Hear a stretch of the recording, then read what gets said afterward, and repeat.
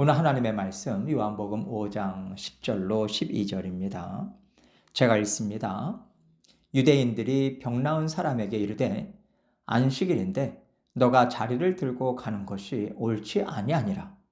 대답하되 나를 낫게 한 그가 자리를 들고 걸어가라 하더라 하니 그들이 묻되 너에게 자리를 들고 걸어가라 한 사람이 누구냐 하되 아멘.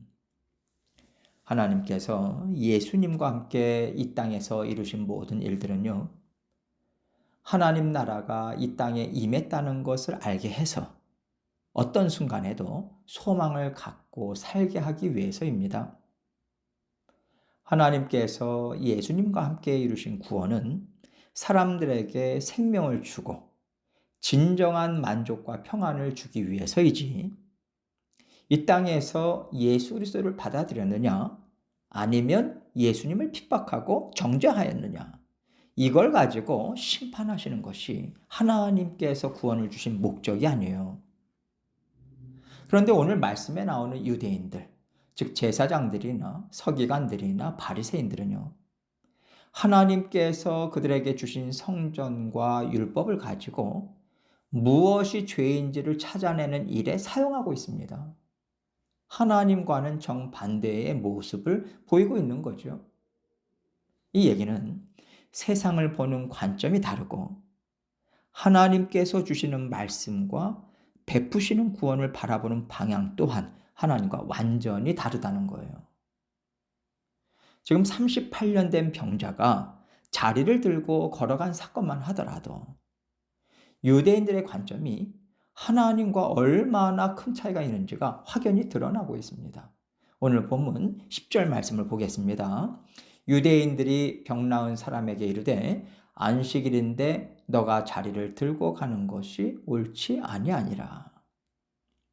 전해져 내려오는 얘기에 의하면요, 천사들이 베데스다 연못에 내려와서 물을 움직이게 할 때 먼저 들어가는 사람은 어떤 병에 걸렸든지 낫게 된다고 해요. 그래서 그 당시에 많은 병자들이 연못 옆에 있는 행각들에 즐비하게 누워 있었습니다. 그리고 이 연못은 성전 바로 옆쪽에 있었기 때문에 성전을 드나들던 사람들은요, 전에 내려오는 얘기나 병자들에 대해서 잘 알고 있었을 거예요. 특히 38년 동안이나 그곳에 누워 있었다면 누구의 친척이고 어떤 일이 있었고 이런 식으로 어떻게든 듣고 알 것 같아요. 성전을 중심으로 살아가던 유대인들이기 때문에 이 사람의 형편에 대해서는 어느 정도 알고 있었을 거라고 짐작할 수 있는 거죠. 그런데 이 38년 된 병자가 예수님께 뭐라고 하소연하냐면 어느 누구도 자기를 연못에 넣어주는 사람이 없었기 때문에 여태껏 병을 못 고치고 있었다는 겁니다. 이 말이 이 사람의 한낱 불평에 불과할 수도 있지만 주변 사람들도 시간이 지나면서 체념하고 포기했을 수도 있겠다라는 생각이 들어요. 이렇게 전혀 가능성이 없던 사람이 어느 날 갑자기 누웠던 자리를 들고서 제 발로 그것을 걸어 나왔다면 그 사람이 걷는 것이 먼저 보이겠습니까? 그 사람이 들고 나온 자리가 먼저 보이겠습니까? 지금 이 유대인들에게는요, 우리가 당연하게 여기는 마음은 없고요, 오직 그 사람이 자신이 깔고 누웠던 자리를 들고서 이동한 것만 보았고요, 이것을 가지고 지금 문제를 삼고 있는 거예요. 왜냐하면 유대인들이 안식일에는 아무 일도 하지 말라 이 계명을 지키고자 머리를 짜내서 정했던 39가지 조항들이 있었습니다. 그 중에 한 가지가 한 곳에서 다른 곳으로 물건을 옮기지 말라는 것이었거든요. 그래서 유대인들은 안식일인데 너가 자리를 들고 가는 것이 옳지 않다고 안식일을 범한 죄명을 이 사람한테 씌워준 겁니다. 그러니까 이 사람이 이렇게 대답을 해요. 11절입니다. 대답하되 나를 낫게 한 그가 자리를 들고 걸어가라 하더라 하니, 이 사람은요, 아니 나를 걷게 한 그 사람이 내가 너의 병을 고쳐줄 것이니 일어나 너의 자리를 들고 걸어가라고 말했으니까 병을 고쳐주는 사람의 말을 그대로 따라야 내가 고침을 받지 않겠습니까? 병 고침을 받기 위해서 그대로 한 것밖에 없는데 이게 죄입니까? 되묻는 거예요. 그러니까 유대인들이 병자에게 다시 묻습니다. 12절입니다. 그들이 묻되 너에게 자리를 들고 걸어가라 한 사람이 누구냐 하되. 이 유대인들은요, 율법을 어긴 죄인의 범위를 이 사람의 병을 고쳐준 사람에게까지 넓혀가고 있어요. 그러면 이 유대인들이 처음부터 율법을 이렇게 사용하려고 만들었을까요? 그렇지 않았을 겁니다. 그들 나름대로 하나님을 사랑하고 말씀을 어떻게 해서든지 지키고 순종하고자 하는 순수한 마음과 열정으로 율법 조항들을 만들어냈을 거예요. 그러나 이들은 하나님께서 주신 말씀과 하나님이 이스라엘 백성들을 위해서 하신 일들을 통해서 보여주셨던 하나님의 사랑, 인자하심, 용서하시고 기다려주시는 하나님을 놓쳐버렸던 겁니다. 하나님을 놓친 자리에는 언제나 죄가 자리를 잡게 되어 있어요. 죄를 사랑하는 인간의 자아가 하나님의 말씀, 하나님의 심정보다 더 권위 있는 법으로 자리를 잡아버린 거죠. 이 얘기는요, 사람의 말이 주인이 된 변질된 하나님의 나라를 이들은 붙잡고 살고 있다는 겁니다. 그러니까 이들은 하나님 나라 안에서 살고 있다고, 자신들은 하나님 나라를 지키고 보존하고 있다고 주장하지만 정작 하나님 나라의 주인 되신 예수님이 이 땅에 오시자 예수님을 핍박하고 없애고자 하는 일에 앞장을 서고 있는 거예요.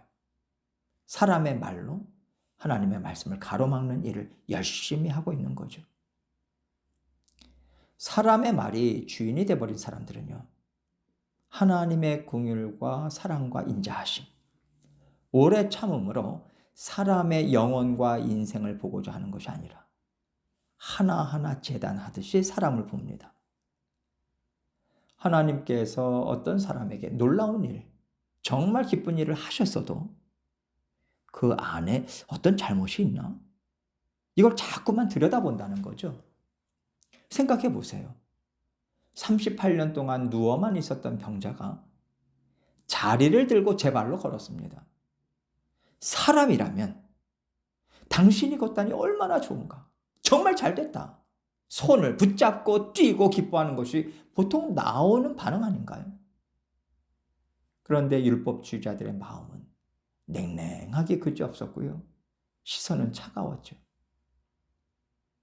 그 사람의 인생이 바뀌었다는 거, 우리가 사는 세상에 이런 역사를 하나님께서 보여주셨다는 거, 여기에서부터 소망과 기대감이 생기거나 하나님이 주고자 하시는 새로운 세상으로 마음이 쏠리는 모습은 전혀 없습니다.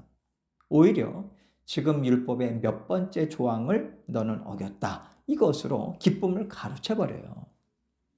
책망과 슬픔과 아픔으로 바꿔버리는 일을 하게 된 거죠.